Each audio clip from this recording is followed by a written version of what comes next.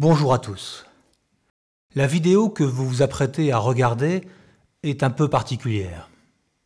D'abord, il n'y aura pas d'intervention de ma journaliste anglophone préférée. Aujourd'hui, nous n'allons pas aborder un thème en particulier. Je vais vous raconter une histoire. Une histoire d'espionnage, bien sûr. C'est l'histoire d'un agent triple, car il s'agit d'une source qui a travaillé en même temps pour les services jordaniens, pour les Américains et pour Al-Qaïda. Cet agent triple, c'est Humam Khalil al-Balawi.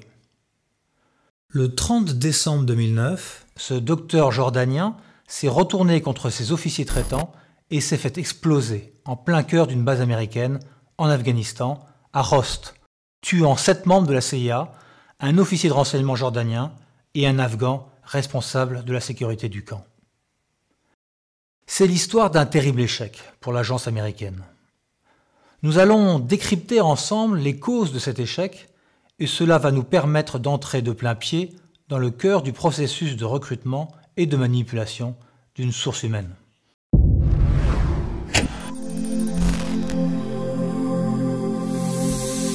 L'histoire de Balawi a été en partie reprise dans l'excellent film de Catherine Bigelow, Zero Dark Thirty, sur la traque de Ben Laden. Mais dans ce film, très clairement, la réalisatrice adopte un point de vue un peu biaisé, à mon sens, et désigne un fautif principal à l'affaire, Jennifer Lynn Matthews, la chef de poste locale de la CIA. C'est un peu aussi l'explication qui a été mise en avant par l'agence américaine. À mon avis, il est bien trop facile de résumer l'échec de l'opération aux erreurs d'une seule femme. Dans cette affaire, les responsabilités sont multiples, comme l'a très bien montré le journaliste de Washington Post, Joby Warrick, dans son livre paru en 2011, The Triple Agent, The Al-Qaeda Mole Who Infiltrated the CIA. Pourquoi est-ce que l'on se focalise ainsi sur cette femme de 45 ans en particulier? Eh bien parce qu'elle est la coupable idéale. Déjà, elle a été tuée dans l'explosion, donc elle n'est plus là pour se défendre. Elle a déjà été cruellement sanctionnée, affaire classée. Ensuite, il s'agit de la première femme chef de poste de la CIA déployée en zone de guerre. Certains ont été tentés de dire que le chapeau était trop grand pour elle, qu'elle était trop stressée, car elle était plus une analyste réputée qu'une véritable opérationnelle. Enfin, Jennifer Matthews était un as du contre-terrorisme, une experte d'Al-Qaïda aux connaissances encyclopédiques. Mais elle portait en elle, profondément, la douleur et la honte d'avoir failli face aux attaques du 11 septembre. En interne, au sein de la CIA, suite aux enquêtes pour déterminer les responsabilités, il existe une liste secrète qui précise le nom de 24 cadres de l'agence qui ont eu accès à des renseignements concernant 2 des pirates de l'air du 11 septembre. Les renseignements précisaient leurs noms et affirmaient que les intéressés avaient déjà rejoint les États-Unis. Pourtant, aucune mesure ne fut prise pour en avertir le FBI. Jennifer Matthews savait qu'elle figurait sur cette liste, et elle traînait depuis ce boulet comme une infamie. Plus qu'un autre, très certainement, elle rêvait d'en découdre avec Al-Qaïda. Mais revenons, si vous le voulez bien, au début de l'histoire. Nous sommes à Amman, en Jordanie, en janvier 2009. Les services secrets jordaniens ont arrêté il y a quelques mois Humam al-Balawi, un jeune médecin de 32 ans qui a fait ses études en Turquie. Balawi est connu comme radical. Il intervient sous différents pseudonymes sur des forums djihadistes. C'est ce qui lui a valu d'être arrêté. Il est interrogé pendant 3 jours par un officier de renseignement jordanien, lointain cousin du roi Hussein de Jordanie, Al-Sharif Ali bin Zayd. Bin Zayd pense qu'il est parvenu à retourner le tendre Balawi, en utilisant alternativement la carotte et le bâton. Si tu ne coopères pas, tu perdras ton droit à exercer la médecine. Et si tu m'aides, en revanche, tu deviendras riche. Et tu verras, on fait des choses extraordinaires avec les services secrets. Tu vas aimer. Aide-moi à infiltrer Al-Qaïda. Après quelques dîners en tête-à-tête, où Balawi finit enfin par se détendre, Bin Zayd est convaincu qu'il a son agent bien en main. Balawi dispose du profil idéal pour ce type de mission. Son activité radicale sur Internet est connue de la sphère djihadiste, ce qui crédibilise sa volonté de rejoindre l'organisation. Il dispose de solides connaissances en informatique, et par-dessus le marché, il est médecin. Al-Qaïda recherche ce type de collaborateur. Au début de l'automne 2009, Balaoui reprend contact avec Bin Zaid et lui fait la proposition suivante. « Je vais partir au Pakistan et je vais rejoindre les zones tribales. Je me débrouillerai sur place pour me rapprocher de l'organisation. » Les Américains sont alors mis dans la boucle dans le cadre d'une coopération opérationnelle. L'officier de la CIA du poste Amman qui se charge du dossier s'appelle Darren Labonte. Il a 35 ans. Lui et Bin Zaid vont s'entendre comme larrons en foire et vont rapidement devenir amis. Le problème, c'est que tout cela va vite et que Balaoui n'est pas formé aux techniques clandestines. Tant pis. Le calcul des Américains et des Jordaniens est le suivant. On infiltre 12 gars dans les zones tribales avec cette même mission, infiltrer Al-Qaïda. Et on espère qu'un ou deux agents parviendront à leur fin. Il faut avoir bien conscience du contexte de l'époque. Début 2009, la CIA n'a pas encore retrouvé la trace de Ben Laden et aucune source occidentale n'a plus aperçu Ayman el-Zawahiri, le numéro 2 d'Al-Qaïda, depuis 2002. La pression sur la CIA est maximale. Les résultats se font terriblement attendre. Alors Balaoui commence donc son infiltration. Il arrive le 9 mars 2009 à Peshawar, au Pakistan, où il est reconnu par des sources de la CIA. Puis il disparaît du contrôle américain alors qu'il se dirige vers les zones tribales. Et puis, plus rien. Plus de nouvelles pendant plusieurs semaines. On craint même qu'il a été détecté et exécuté. En fait, dès le début, semble-t-il, Balaoui a un plan. Il veut piéger la CIA. Il est prêt à mourir en martyr si nécessaire. Mais pour que son entreprise fonctionne, il doit convaincre les Américains qu'il dispose de renseignements de toute beauté avec lui. Il doit les accrocher, les séduire, les convaincre pour mieux les manipuler, les aveugler pour enfin les frapper à mort. C'est le plan qu'il expose en secret aux chefs terroristes qu'il rencontre dans les zones tribales pakistanaises, puis directement à Al-Qaïda. Une fois obtenu l'accord de principe de ses hôtes des zones tribales, Balaoui frappe un premier coup de théâtre. Il utilise le plan de liaison clandestin qui lui a été fourni et il reprend contact avec son traitant jordanien. Et il vient avec du lourd. Il est en mesure de localiser Beytullah Messoud, le chef du groupe terroriste Tehrik-e-Taliban Pakistan, l'une des cibles prioritaires des Américains. Voyez-vous, il existe une règle d'or en contre-espionnage lorsqu'il s'agit d'infiltrer une taupe dans une organisation adverse. Il faut donner du vrai renseignement, au moins au début, pour réussir son opération d'agent double et rassurer son monde sur la réalité de son engagement. Eh bien, Balaoui va brillamment suivre ce principe à la lettre. Dès lors, Beytullah Messoud et Balaoui conçoivent une opération où l'un des chauffeurs du chef taliban va être volontairement sacrifié. Balaoui transmet donc un renseignement suffisamment précis aux Américains pour permettre de droner le véhicule de Beytullah Messoud lui-même, en précisant le type de véhicule, l'horaire et l'itinéraire qu'il va emprunter. Le chef Taleb ne monte évidemment pas dans sa voiture, le tir de drone a effectivement lieu et le chauffeur personnel de Beytullah Messoud est tué. Pour les Américains, la qualité du renseignement transmis par Balaoui est confirmée. Et pour Al-Qaïda, Balaoui apparaît pour ce qu'il est vraiment, une source véritablement en contact direct de la CIA. L'idée du piège prend donc forme, le plan de Balaoui et d'Al-Qaïda est parfaitement jouable. Pendant de nombreux mois, Balaoui va à nouveau ne donner aucun signe de vie.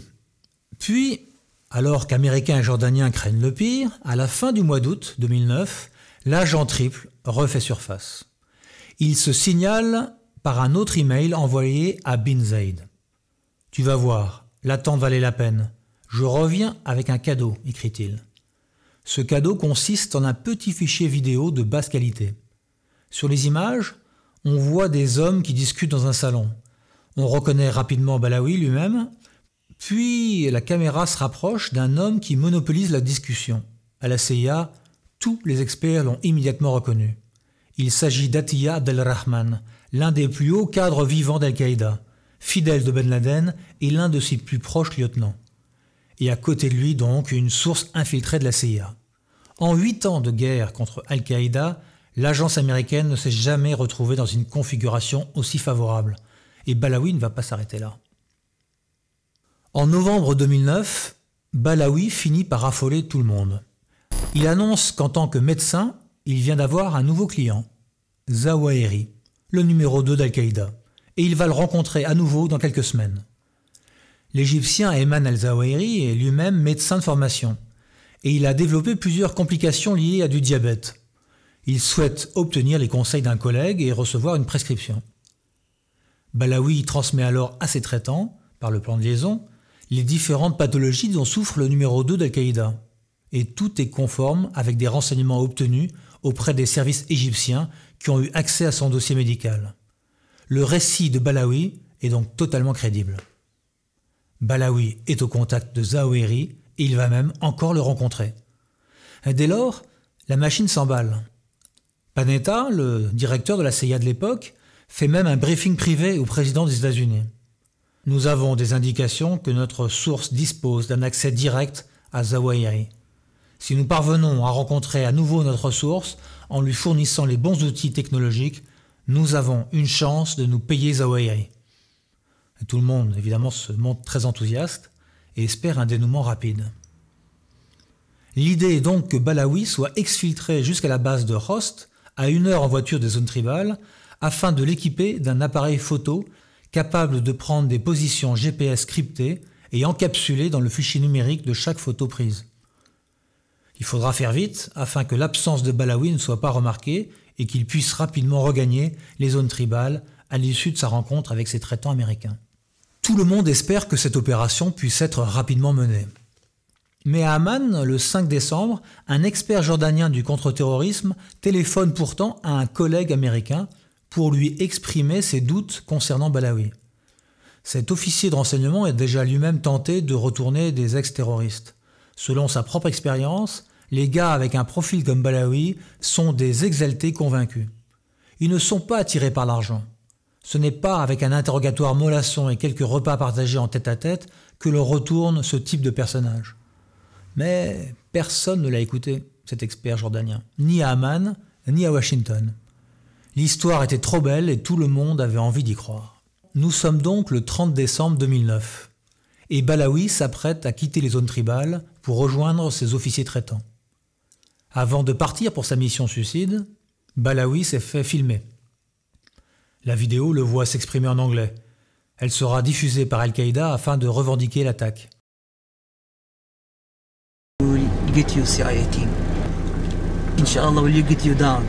Balaoui cache sous son manteau sa ceinture explosive chargée de C4, un puissant explosif de type militaire chargé de centaines de billes de plomb pour faire le maximum de victimes autour de lui. Le plan américain pour la récupération de leurs sources prévoit qu'un chauffeur pachtoun vienne récupérer Balaoui dans la ville de Miranshah, afin de lui faire passer la frontière et de le conduire jusqu'à la base militaire.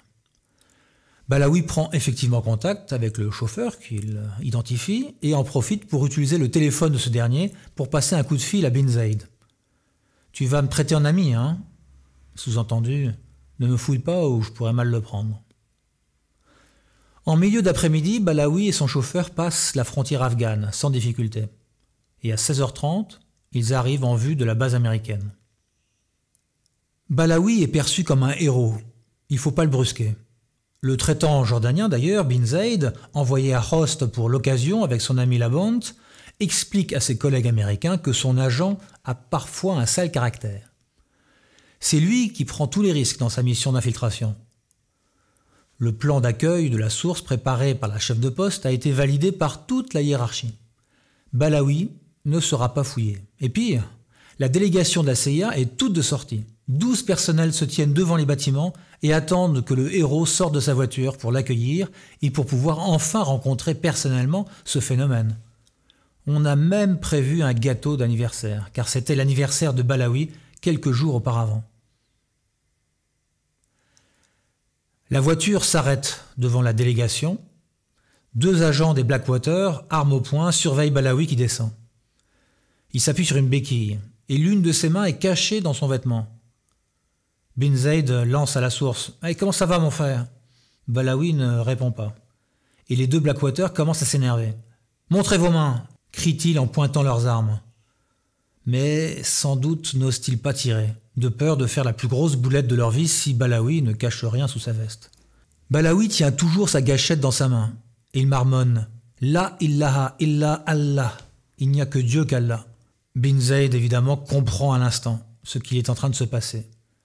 Il s'est fait pleinement manipuler et ils vont tous le payer très cher. L'explosion cueille à froid toute la délégation. La chef de poste, Jennifer Matthews, est tuée, les traitants de Balaoui aussi, Labonte et Bin Zaid, ainsi que les 2 Blackwaters, Dan Parisi et Jeremy Wise. Une autre femme est également mortellement touchée. Il s'agit d'Elizabeth Hanson, 30 ans, un officier traitant confirmé, qui est venu pour le débriefing depuis le poste de Kaboul. 2 autres officiers de la CIA sont tués, Harold Brown et Scott Robertson, âgés respectivement de 37 et 39 ans, portant à 7 le nombre de victimes appartenant à la CIA. Et bien voilà l'histoire de Balaoui, l'agent triple qui a porté un coup unique, sans équivalent dans l'histoire de l'agence à la CIA. Alors, chers abonnés, la chef de poste, Jennifer Matthews, était-elle la seule responsable? Évidemment non. Les responsabilités sont largement partagées, comme vous avez pu le constater vous-même. Pour toutes les agences de renseignement du monde, il y a un avant et un après Host. C'est la première fois dans l'histoire qu'une source humaine se faisait ainsi exploser contre ses officiers traitants. Cet attentat-suicide est venu nous rappeler à tous les dangers qu'il y avait à travailler avec des sources membres d'une organisation terroriste. Sont-elles fiables à 100%? Et si elles le sont, peuvent-elles le rester sur la durée? Peuvent-elles être tout simplement retournées? Avant Host, un officier traitant sur le terrain pouvait se laisser aller à la facilité. Avec le temps, on prend en effet de mauvaises habitudes. Les situations d'urgence, la routine, les relations humaines qui font que l'on ne souhaite pas froisser une source qui prend des risques pour sa vie en luttant contre les terroristes. On fait progressivement confiance à la source, on la contrôle moins, et puis on finit par ne plus la fouiller du tout. Mais après Host, tous les services ont remis un tour de vis et ont renforcé leurs consignes de sécurité. Dans les années qui ont suivi, je peux vous dire que toutes les sources humaines qui infiltraient l'État islamique ont été systématiquement fouillées, quel que soit le contexte. Et bien voilà, cette vidéo touche à sa fin. Si vous aimez ce format un peu différent de ce que j'ai l'habitude de vous proposer, la vidéo est plus longue notamment, n'hésitez pas à le dire dans les commentaires. Et puis pour ceux qui ne sont pas encore abonnés, abonnez-vous.